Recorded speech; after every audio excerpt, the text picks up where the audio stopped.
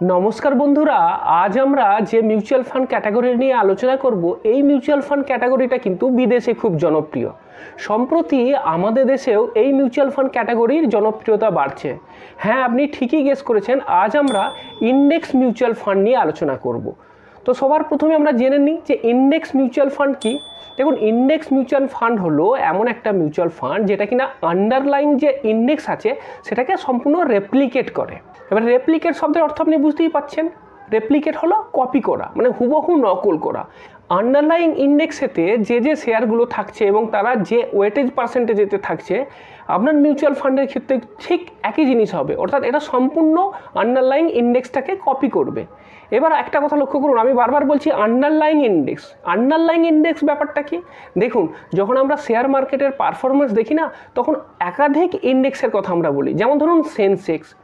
এবার সেন্সেক্স বলতে কি বোঝায়? সেন্সেক্স হলো বম্বে স্টক এক্সচেঞ্জেতে মার্কেট ক্যাপিটালাইজেশনের উপর বেস করে টপ 30 যে কোম্পানি থাকছে তাদের যে শেয়ার প্রাইস সেটাকে ইন্ডিকেট করছে আপনার সেন্সেক্স।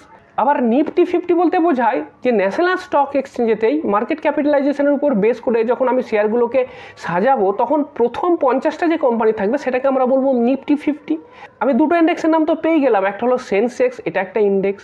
ঠিক তেমনিভাবে নিফটি 50 এটা হলো একটা ইন্ডেক্স। ঠিক তেমনিভাবেই আছে নিফটি নেক্সট 50। নেক্সট 50 ব্যাপারটা কি?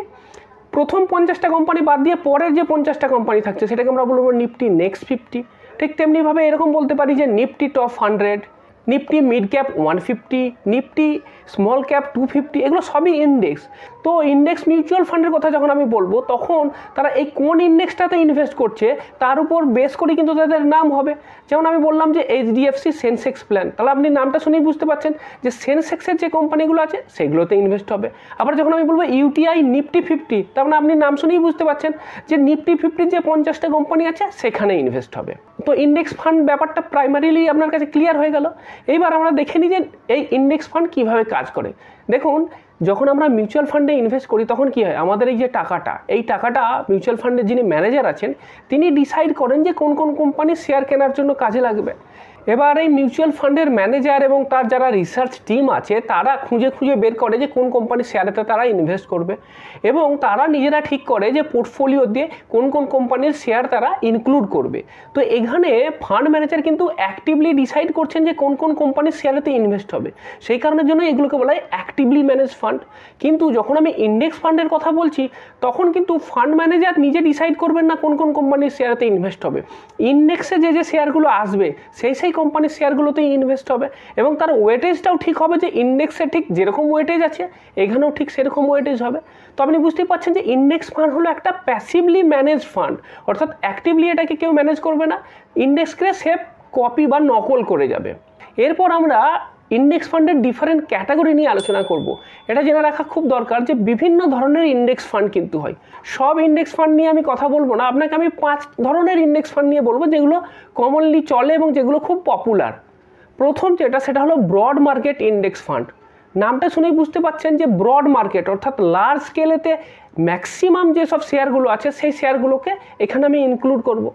ব্রড মার্কেটেতে কি হয়, যে ইনভেস্টেবল যেসব কোম্পানিগুলো আছে অর্থাৎ যে কোম্পানিগুলো শেয়ার কেনা যেতে পারে এরকম প্রায় সব কোম্পানির শেয়ারেতেই কিছু কিছু ইনভেস্ট হয়। যেমন ধরুন আমি বললাম নিফটি 500, তো নিফটি 500 মানে কি?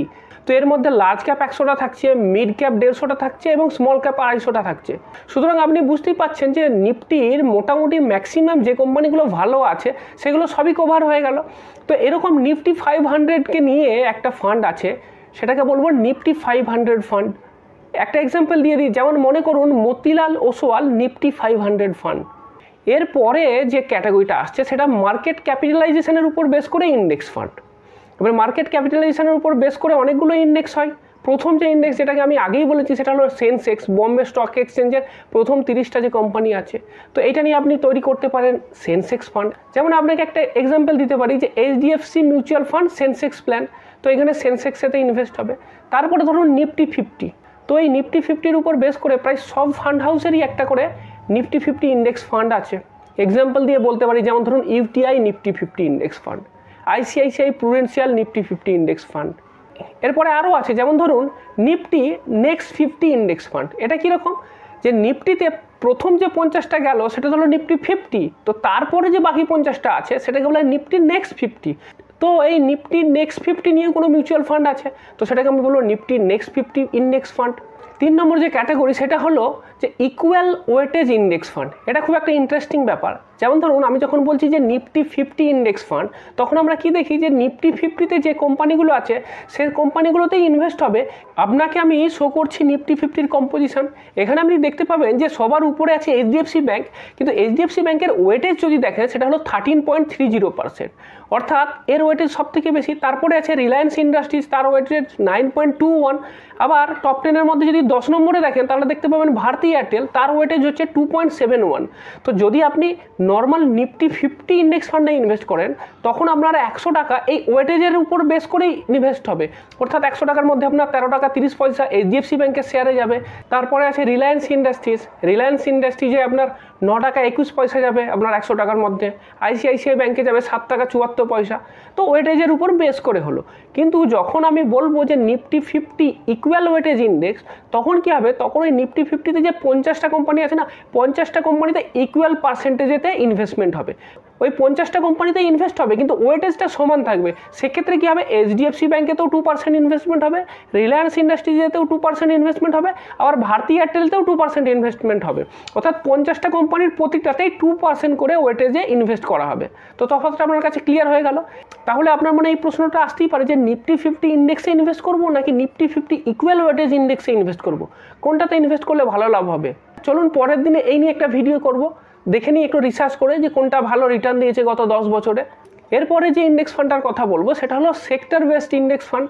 দেখুন যখন আমি স্টক মার্কেটেতে ইনভেস্ট করছি দেখা যাচ্ছে যে স্টক মার্কেটেতে অনেক সেক্টর আছে, যেমন ধরুন ব্যাঙ্কিং সেক্টর, ঠিক তেমনিভাবে technology sector, Pharma sector, consumer sector. তো এরকম প্রতিটা সেক্টরের একটা করে ইন্ডেক্স আছে। যেমন আমরা বলি Nifty auto, Nifty banking and financial, Nifty Pharma, Nifty IT. তো এগুলো কি একটা সেক্টর আছে, ঠিক তেমনিভাবে এই সেক্টরগুলোর উপর বেস করে তো মিউচুয়াল ফান্ডও হয়। তো সেই কারণের জন্য এরকম ফান্ডও তৈরি হয়। যেমন ধরুন আমি বললাম এইচডিএফসি ব্যাঙ্কিং ইটিএফ, এখানেতে কি হচ্ছে যে ব্যাঙ্কিং সেক্টরে যে ব্যাঙ্কগুলো আছে তাদের যে সূচক আছে সেইটার উপর বেস করে হবে। ঠিক তেমনিভাবে হবে এসবিআই ইটিএফ আইটি, তো এইখানেতে আইটি কোম্পানির যে শেয়ার আছে শুধুমাত্র সেইগুলোতেই ইনভেস্ট হবে। তো এগুলো হলো সেক্টরাল বেস ইন্ডেক্স ফান্ড। এরপরে আরেকটা ক্যাটাগরি আছে, এটা হলো ইন্টারন্যাশনাল ইন্ডেক্স ফান্ড। আমাদের দেশে যেমন বিভিন্ন ইন্ডেক্স আছে, নিফটি আছে, সেন্সেক্স আছে, তেমনি বিদেশেও তো তাদের দেশে এরকম সূচক আছে। তো সেই রকম ইন্টারন্যাশনাল ইন্ডেক্সে যদি ইনভেস্ট হয় সেটাকে বলবো ইন্টারন্যাশনাল ইন্ডেক্স ফান্ড। যেমন ধরুন ন্যাসড্যাক 100, তো ন্যাসড্যাক 100 হলো একটা ইন্ডেক্স, তো সেই ইন্ডেক্সের উপর যে মিউচুয়াল ফান্ডটা ইনভেস্ট করছে সেটাকে আমরা বলবো ন্যাসড্যাক 100 ইন্ডেক্স ফান্ড। আইসিআইসিআই প্রুডেন্সিয়ালের এরকম একটা মিউচুয়াল ফান্ড আছে যার নাম হলো ICICI Prudential Nasdaq 100 index fund. ঠিক তেমনিভাবে মতিলাল ওসলের আছে S&P 500 ইন্ডেক্স ফান্ড। এবার আপনার মনে প্রশ্ন আসবে যে এই ইন্ডেক্স ফান্ড কেন এত পপুলারিটি পাচ্ছে। কারণটা কি না, ইন্ডেক্স ফান্ডেতে নর্মাল যে অ্যাক্টিভলি ম্যানেজ ফান্ড আছে তার তুলনায় কিছু সুবিধা আছে, যেই সুবিধাগুলোর কারণেতে ইন্ডেক্স ফান্ডের এখন কিন্তু পপুলারিটিটা বাড়ছে। তার মধ্যে প্রধান যে কারণটা সেটা হলো যে লেস ফিস। ইন্ডেক্স ফান্ডের ক্ষেত্রে কি হয়, এর ফিসটা খুব কম হয়। যখনই আপনি কোনো অ্যাক্টিভলি ম্যানেজ ফান্ড নেবেন তখন আপনি দেখবেন যে এর যে ফিস সেই ফিসটা 0.5 থেকে 1%-এর কাছাকাছি থাকে। রেগুলার প্ল্যানের ক্ষেত্রে তো আরও বেশি হয়। আবার যখন আপনি ইন্ডেক্স ফান্ডে ইনভেস্ট করবেন দেখা যাচ্ছে যে তার ফিসটা খুব কম। নাভি মিউচুয়াল ফান্ডে যদি আপনি নিফটি 50 ইন্ডেক্স ফান্ডের এক্সপেন্স রেশিও দেখেন তাহলে দেখতে পাবেন 0.06%, মানে খুবই নগণ্য। তাছাড়াও দেখা যাচ্ছে অন্যান্য ফান্ডের ক্ষেত্রেও 0.1, 0.2, ম্যাক্সিমাম 0.3% পর্যন্ত এর এক্সপেন্স রেশিও আছে। তাহলে প্রধান যে একটা কারণ যে এর এক্সপেন্স রেশিওটা কম। 2 নম্বর হলো নো বায়াস ইনভেস্টিং। যখনই অ্যাক্টিভলি ম্যানেজ ফান্ড আপনি দেখছেন তখন সেই ফান্ডের যে ম্যানেজার আছে তিনি ডিসাইড করছেন যে কোথায় ইনভেস্ট করবেন না করবেন। অনেক ক্ষেত্রে তার যে ভাবনা সেটা একটা বায়াসড হয়ে যেতে পারে, কোনো একটা নির্দিষ্ট সেক্টরের প্রতি তার বায়াসনেস থাকতে পারে। কিন্তু যখন আপনি ইন্ডেক্সে ইনভেস্ট করছেন তখন কোনো বায়াসনেসের ব্যাপার নেই। ইন্ডেক্সে যে কোম্পানির শেয়ারগুলো যেরকমভাবে রিপ্রেজেন্ট হবে আপনি ঠিক সেইভাবেই ইনভেস্ট করবেন। তো এইটা একটা কারণ। আর 3 নম্বর হলো যে ব্রড মার্কেট এক্সপোজার। নিফটি 50-র ক্ষেত্রে কি দেখা যাচ্ছে যে এখানে অনেকগুলো সেক্টর আছে, অনেকগুলো কোম্পানি আছে, যে প্রতিটা সেক্টরের প্রতিটা কোম্পানিতে আপনার ইনভেস্টমেন্ট হচ্ছে। মিউচুয়াল ফান্ডের একটা প্রধান উদ্দেশ্যই হচ্ছে কি যে আপনার ইনভেস্টমেন্টটাকে ডাইভার্সিফাই করা, diversify across different company, across different sector. তো সেই কারণের জন্য কি হচ্ছে আপনার ডাইভার্সিফাইটা হয়ে যাচ্ছে। তো এইবার যদি আপনি আমাকে জিজ্ঞাসা করেন যে ইনভেস্ট করার জন্য বেস্ট ইন্ডেক্স ফান্ড কোনগুলো, ক্যাটাগরি ওয়াইজ যদি আপনাকে আমি বলি, তাহলে আমার মনে হয় যে বেস্ট ক্যাটাগরি হতে পারে আপনার সেন্সেক্স ফান্ড অথবা নিফটি 50 ফান্ড। এগুলো বেস্ট এই জন্যই কারণ সেন্সেক্সে যখন আপনি ইনভেস্ট করছেন ভারতের টপ 30 কোম্পানিতে আপনি ইনভেস্ট করছেন, নিফটি 50তে যখন আপনি ইনভেস্ট করছেন ভারতের টপ 50 কোম্পানিতে ইনভেস্ট করছেন যারা বিভিন্ন সেক্টরে আছে এবং বিভিন্ন প্রোডাক্ট বিভিন্ন সার্ভিস তারা প্রোভাইড করে।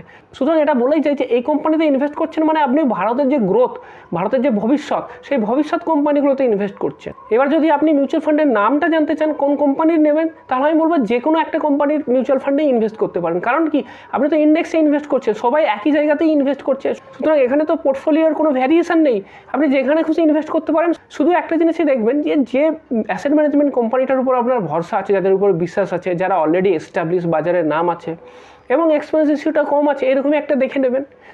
এইবার অনেকে একটা প্রশ্ন করতে পারেন, যখন আপনি ইন্ডেক্স ফান্ডে ইনভেস্টমেন্টের কথা বলছেন তখন সেন্সেক্স বা নিফটি 50-র ক্ষেত্রে আপনি ইন্ডেক্স ফান্ডে ইনভেস্ট করার কথা বলছেন, কই আপনি তো এটা বলছেন না যে মিড ক্যাপ 150 বা স্মল ক্যাপ 250 এই ইন্ডেক্সগুলোতে ইনভেস্ট করার কথা কেন বলছেন না? তার পিছনে একটা কারণ আছে। সেটা কি, যদি আপনি লার্জ ক্যাপ ইন্ডেক্স দেখেন আর large cap actively manage fund দেখেন, তাহলে দেখতে পাবেন কি যে অলরেডি সেন্সেক্সে 30টা কোম্পানি আছে বা নিফটিতে 50টা কোম্পানি আছে, আর অ্যাক্টিভলি ম্যানেজ ফান্ড যেগুলো থাকে দেখা যায় তারাও ওই 50-60টা কোম্পানিতে অলরেডি ইনভেস্ট করছে, সেম একই কোম্পানিগুলোতে এরাও ইনভেস্ট করছে। সেই কারণে দেখা যায় কি যে অ্যাক্টিভলি ম্যানেজ ফান্ডের ক্ষেত্রে তাদের যে রিটার্নটা, তাদের যে বেঞ্চমার্ক এই সেন্সেক্স বা নিফটি, এটাকে বিট করতেই পারে না অধিকাংশ ক্ষেত্রে। অধিকাংশ ক্ষেত্রে দেখা যায় এর সমানে পারফর্ম করছে অথবা কখনো কখনো কমও পারফর্ম করছে। তো আমি এক্সট্রা ফিস দিয়ে বেশি কিছু রিটার্ন পাচ্ছি না। সেই কারণের জন্যই লার্জ ক্যাপের ক্ষেত্রে এই প্যাসিভ ফান্ড যেগুলো, অর্থাৎ লার্জ ক্যাপ ইন্ডেক্স যেগুলো নিফটি বা সেন্সেক্স, এখানে ইনভেস্ট করার কথা সাজেস্ট করা হয়। কিন্তু যখন মিড ক্যাপ বা স্মল ক্যাপের কথা বলছি, ধরুন স্মল ক্যাপের ক্ষেত্রে ইন্ডেক্সেতে 250টা কোম্পানি আছে, কিন্তু যখন অ্যাক্টিভলি ম্যানেজ ফান্ড থাকবে সেখানে 60-70টা কোম্পানি হবে। সেখানে কিন্তু ফান্ড ম্যানেজারের কাছে অনেকটা স্কোপ আছে এবং জায়গা আছে যে তার যে ইন্ডেক্সটা আছে সেটাকে বিট করার। 250টা কোম্পানির ভেতর থেকে খুঁজে 60-70টা ভালো কোম্পানি তিনি বেছে নিতে পারবেন। এবং সেই কারণের জন্য দেখা যায় স্মল ক্যাপ মিউচুয়াল ফান্ড যেগুলো অ্যাক্টিভলি ম্যানেজ আছে, তারা প্রায় সবাই তাদের যে ইন্ডেক্স আছে স্মল ক্যাপ 250 সেটাকে কিন্তু বিট করতে পেরেছে। ঠিক একইভাবে এটা ওই মিড ক্যাপ ফান্ডের ক্ষেত্রেও সত্য। মিড ক্যাপ যেগুলো অ্যাক্টিভলি ম্যানেজ ফান্ড আছে, মিড ক্যাপ যেটা ইন্ডেক্স আছে তাকে কিন্তু বিট করতে পেরেছে। সুতরাং কি দেখতে পাচ্ছেন যে যখন স্মল ক্যাপ বা মিড ক্যাপে ইনভেস্ট করব, সেখানে কিন্তু ফান্ড ম্যানেজারের কাছে ভালো স্কোপ থাকছে ভালো ভালো রত্নগুলোকে খুঁজে বের করার এবং এমন একটা পোর্টফোলিও সাজানোর যেই পোর্টফোলিওটা ওদের যে রেসপেক্টিভ ইন্ডেক্স সেটাকে বিট করতে পারে। এবং প্র্যাকটিক্যালি দেখাও যায় যে যতগুলো মিউচুয়াল ফান্ড আছে অ্যাক্টিভলি, তারা প্রায় সবাই বিট করতে পেরেছে। এবং টপ যে ফান্ডগুলো আছে সেই ফান্ডগুলো তো তাদের যে ইন্ডেক্স সেটাকে বহু গুণে ছাড়িয়ে গেছে। সেই কারণের জন্যই কিন্তু আমি স্মল ক্যাপ বা মিড ক্যাপের ক্ষেত্রে এদের ইন্ডেক্সেতে ইনভেস্ট করার সাজেশন দেবো না। এক্ষেত্রে আপনি অ্যাক্টিভলি ম্যানেজ যে ফান্ডগুলো আছে সেগুলোতে ইনভেস্ট করুন, কারণ সেক্ষেত্রে আপনার রিটার্ন বেশি পাওয়ার সম্ভাবনা থাকবে। কিন্তু লার্জ ক্যাপের ক্ষেত্রে আপনি ইন্ডেক্সেতেও ইনভেস্ট করতে পারেন। এইবার অনেকের মনে একটা প্রশ্ন আসবে, তাহলে অ্যাক্টিভলি ম্যানেজ ফান্ড ভালো নাকি প্যাসিভলি ম্যানেজ ফান্ড ভালো? তো এই নিয়ে একটা ভিডিও আমি এর পরের দিনে নিয়ে আসবো।